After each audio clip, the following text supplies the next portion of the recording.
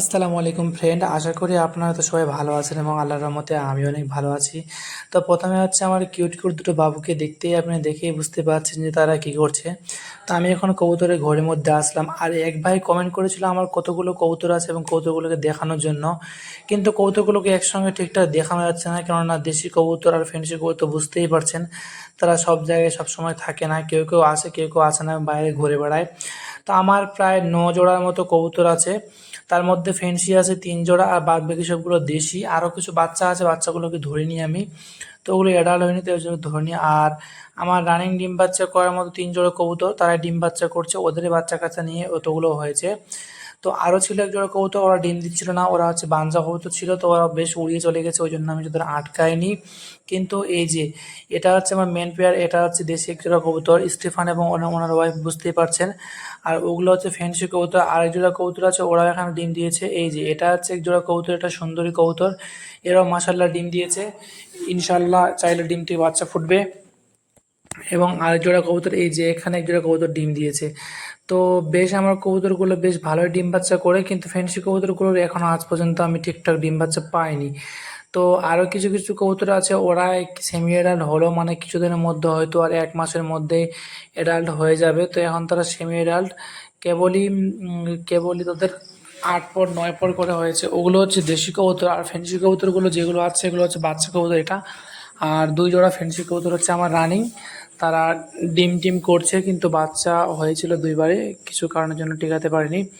তো আরও কিছু দেশি কবুতর নিতে লাগবে আমাকে, না হলে আমি ভাবছি থাক, না নিলেও হবে, কেননা ওদের বাচ্চা কাচ্চা হয়ে অনেকগুলো হয়ে যাবে। তো ঠিক বেশ দেশি কবুতরের বাচ্চা কাচ্চা অনেক হয়, আর আমি এখান থেকে 1 জোড়া দেশি কবুতরের বাচ্চা অবশ্য সেলও করেছিলাম। এক দাদা ছিল, নেওয়ার জন্য বলছিল, তো ওকে আমি দিয়েছিলাম। তো আমি ছাদে চলে আসলাম, ছাদে এসে দেখছি আমার এই যে দুটো ময়ূরপঙ্খী কবুতর দুটো ছাদে চলে আসছে। এরা সবসময় মুক্তভাবে থাকে, আর ওদেরকে আটকে রেখেছি, এদের মুক্তভাবে পালন করার ইচ্ছা। আর ওই যে গাছগুলো যে দেখছেন, ওখানে আমার দেশি কবুতরগুলো বসে আছে।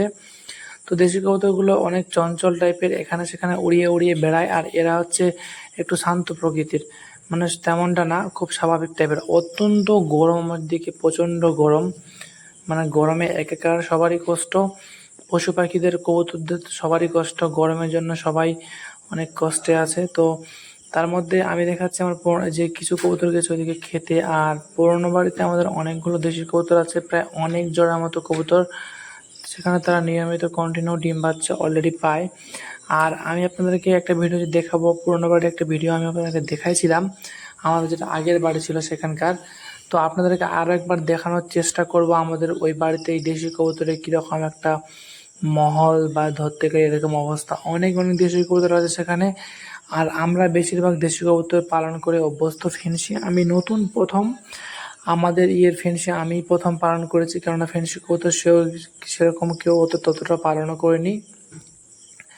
তো তার মধ্যে এই যে বাবুটা শুধু আমার দিকে মিটমিট করে তাকাচ্ছে, আর কিছুটা কবুতর ভিতরে এসেছে, সবাই আসেনি, সবাই বাইরে উড়ে উড়ে বেড়ায় এবং বাইরে ঠিকঠাক থাকে, কে কখন আসে কে কখন যায় তাদের ঠিকঠাক নাই, এরকম অবস্থা। সঠিকভাবে খাওয়ার জলের ব্যবস্থা এবং খাওয়া দাওয়া সবসময় আমি দিয়ে রাখি। তো এই বাবুটা ওড়াচ্ছে। আর একটা কথা কি, কবুতরগুলো অত্যন্ত মারপিট করে। তো এখানে ঠান্ডা একটা আবহাওয়া, একটা কুল গাছ ওখানে বসে আছে। তো ওই যে আপনারা দেখতে পাচ্ছেন ওখানে এই যে স্টিফান এদিকে মিটমিট করে হচ্ছে দেখাচ্ছে। তো প্রায় 9-10 জোড়ার মতো আমার কবুতর হবে ইনশাল্লাহ, আরও অনেক বাড়বে। তো এক ভাই বলেছিল, ওই জন্য ভিডিওটা করার উদ্দেশ্য। ঠিক আছে, ভালো থাকবেন, আবার দেখা হবে।